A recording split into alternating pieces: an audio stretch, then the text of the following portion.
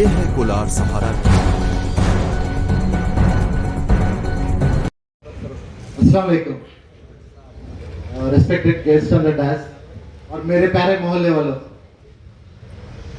आज हमारा यहाँ जमा होने का मकसद सबको मालूम है, नशा मुक्ति, डी एडिक्शन। सबसे पहले मुझे बहुत ही अफसोस हो रहा है, इस्लाम में नशा हराम है। नशा चाहे कुछ भी हो, बीड़ी, सिगरेट, पान, तंबाकू, कोकेन, हीरोइन, जो भी नाम लो, जो भी नशा है हराम है। आज इस मोहल्ले में ये प्रोग्राम रखा गया है, क्या है? नशा मुक्ति। तो शर्म की बात है, बड़े अफसोस की बात है, सारा मोहल्ला मुसलमानों का है, फिर भी यहाँ पे प्रोग्राम रखा गया है। ठीक है, तो शायद लोगों को पता होगा किस लिए रखा गया है। मैं आज इस छोटी सी तकरीर, ज़्यादा टाइम नहीं लूँगा, सिर्फ आपका 10 मिनट लूँगा। 10 मिनट के अंदर नशा क्या है, उससे होने वाले नुकसान, उससे कैसे बचा जा सकता है, थोड़ी सी तकरीर में बता दूंगा मैं आपको। फूलों के बाग को कब्रिस्तान मत करना, फूलों के बाग को कब्रिस्तान मत करना, माँ बाप की उम्मीदों को नाकाम मत करना, डरना उस जहर से, डरना उस जहर से जिसे नशा कहते हैं, खुद को नुकसान करके दूसरों पे इल्जाम मत करना। हमारे दिमाग में एक छोटा सा केमिकल रहता है जिसे डोपामाइन कहते हैं। क्या बोलते हैं? डोपामाइन। उसी की वजह से इंसान हमेशा खुश रहना, हमेशा चहकते रहना, बातचीत करना, तो इसका दारोमदार सभी उसी केमिकल पर है। जब इस केमिकल की कमी दिमाग के अंदर हो जाए तो इंसान क्या होता है? बेजार, बोर, चिड़चिड़ा, जिद्दी, गुस्से वाला ऐसा हो जाता है। तो हमारे पास दो किस्म के इंसान हैं, एक समझदार, पढ़ा लिखा, चालाक, दूसरा है अनपढ़, जाहिल, गवार। पढ़ा लिखा जाहिल पढ़ा रहता है, फिर भी जाहिल रहता है। क्यों बोले तो उसको सोसाइटी में कूल बनना है। जैसा वही बच्चा बोल रहा था कि मतलब सबके सामने अच्छा कूल दिखना है। तो क्या करेंगे ये लोग? जब भी बेजार होगा तो एक पढ़ा लिखा इंसान क्या करेगा? बोर होगा, उसे बहुत बेजार है, अच्छा खा लेगा, एक गाना सुनेगा, एक मूवी देखेगा, या फिर फ्रेंड्स के साथ बाहर घूमने चला जाएगा। वही एक जाहिल, अनपढ़ क्या करेगा? वो बेजार जब होगा तो क्या करेगा? बीड़ी, सिगरेट, शराब, इसकी आदत डाल लेगा। तो याद रखिए, इन चीजों से भी वो केमिकल दिमाग में आता है, डोपामाइन, और उन चीजों से भी अच्छा खाना, वर्जिश करना, उससे भी आता है। लेकिन जो सुबह उठकर वर्जिश करता है, अच्छा प्रोटीन वाली ग़िज़ा खाता है, तो उसका जो डोपामाइन केमिकल रहता है बहुत देर तक चलता है जिस्म में। इन छोटे छोटे गलतियों से, जैसे बीड़ी पी ली, सिगरेट पी ली, तंबाकू, कोकेन, छोटे छोटे नशा कर लिया, उससे भी डोपामाइन आता है, खुशी हासिल होती है, लेकिन वो कुछ देर के लिए, उसके बाद जो है अपने आप खत्म हो जाती है। तो क्या करता है इंसान? फिर से अभी सिगरेट पी लिया तो मूड अच्छा हो गया, 10 मिनट के बाद क्या करेगा? फिर बेजार होगा तो फिर क्या करेगा? एक और सिगरेट पिएगा, एक और पान खा लेगा, यानी आदतों का गुलाम बन जाएगा।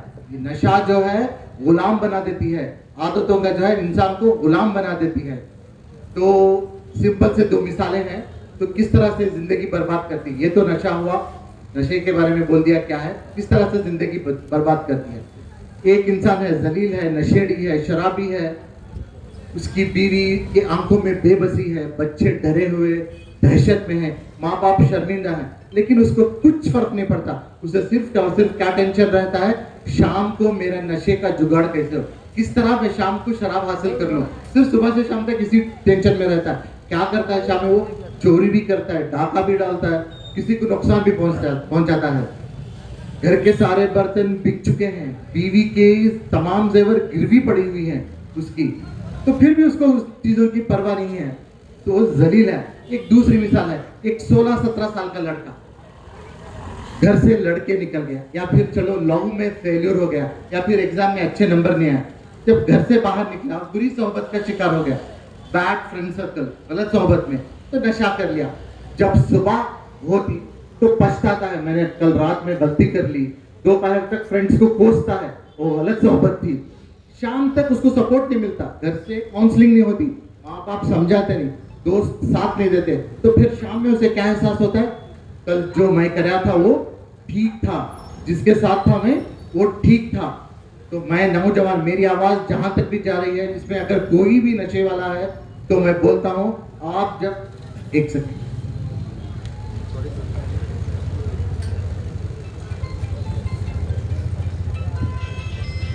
मेरी आवाज जहां तक भी जा रही है, आप में से अगर कोई भी नशा कर रहा है तो जब आप होश में रहें तब फैसला करें, तब कसम खाएं। बेकार है, कसम काम नहीं करेगी। अल्लाह की कसम, जोरों की कसम, अम्मा की कसम, बाबा की कसम, कुछ काम नहीं करेगी। जब वो नशा लेगा सब भूल जाएगा। तो उसे साथ चाहिए, हमारा साथ, सोसाइटी का साथ चाहिए, तभी वो सुधरेगा। मैं खासकर नौजवानों से अपील करता हूँ, ज्यादा से ज्यादा हमारे नौजवान इसमें मुब्तला हैं। रोज मरने वालों की संख्या एक्सीडेंट्स, दूसरे बीमारियों की वजह से ज्यादा नहीं है, ड्रग्स की वजह से मरने वालों की तादाद ज्यादा है।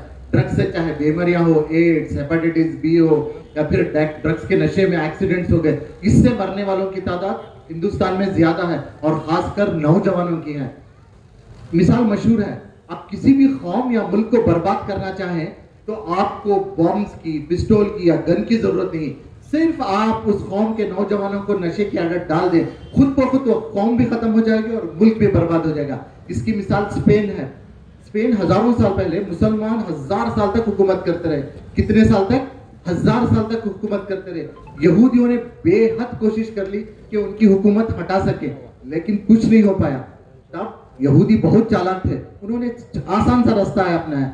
जो भी वहां के मुसलमान थे उनके नौजवानों को नशे की आदत डाल दी। खुद ब खुद चंद दिनों में स्पेन में मुसलमानों की हुकूमत खत्म हो गई। आज यहूदी राज कर रहे हैं। तो बस मैं नौजवानों से यही गुजारिश करता हूं कि पहचाने, नशा करने से आप अकेले नुकसान में नहीं जा रहे, आपकी पूरी फैमिली नुकसान में जा रही है। जो भी नशा करने वाला है वो बीमार है। आप बीमार का इलाज कैसे करेंगे भाई? कैसे करेंगे? उसको गालियां देके, उसे घर से ढकेल के, फूंक करके इलाज होता है क्या? नहीं। उसका इलाज कैसा होता है? उसकी देखभाल करके, अच्छा खिला के, उसे अच्छा पिला के। तो ये जो भी नशा करने वाले हैं बीमार हैं, इनको सेहत देने की जिम्मेदारी किसकी है? मेरी, आपकी, तमाम की, समाज की जिम्मेदारी है। इनको साथ लेकर चलें, इनको समझाएं, बार बार समझाएं, बार बार। नशा करते करते ये बीमार हो गए, दिमाग से कमजोर हो गए। एक बार दो बार में ये बात समझ में नहीं आती। आपको चाहिए कि मस्जिदों में बार बार नशे के बारे में बयान दें, स्कूल्स में और कॉलेजेस में अवेयरनेस प्रोग्राम करें कि नशा क्या है, नशे से किस तरह हाल होता था। ये सिर्फ उनके घर वालों की जिम्मेदारी नहीं है, बल्कि हमारी तमाम की, सारे मोहल्ले वालों की जिम्मेदारी है। अगर कोई भी नशा करने वाला है तो समझिए कि उसकी जिम्मेदारी है। अगर आपसे नहीं हो रहा है तो डॉक्टर के पास ले जाइए। आजकल ऐसी दवाइयां मौजूद हैं जिससे नशे की आदत 100% चली जाएगी, या फिर नशा कम इस्तेमाल करने की उसकी ताकत दिन ब दिन कम होते जाकर छूट जाएगी। और जैसा किसी ने पूछा था कि रिहैबिलिटेशन सेंटर्स, हाँ बहुत सारे हैं। हमारा कोलार सहारा चैरिटेबल ट्रस्ट है, हमारे ट्रस्ट में भी एक काउंसलिंग सेंटर शुरू होने वाला है। अगर कोई ड्रग एडिक्ट है तो हमारे पास भी ले आइए, इंशाल्लाह उसकी काउंसलिंग करेंगे और रिहैब में एडमिशन भी करवाएंगे। फ्री ऑफ कॉस्ट रहेगा, पूरे तौर से टोटली फ्री उसका रिहैब करेंगे हम लोग। तो बस मैं आखिरी में इतना ही कहकर अपनी बात को खत्म करूंगा। खुदा ने आज तक उस कौम की हालत नहीं बदली, खुदा ने आज तक उस कौम की हालत नहीं बदली, न हो जिसको ख्याल अपनी हालत के बदलने का। जब तक आप नहीं चाहोगे खुदा भी आपकी मदद नहीं करेगा। Thank you everyone.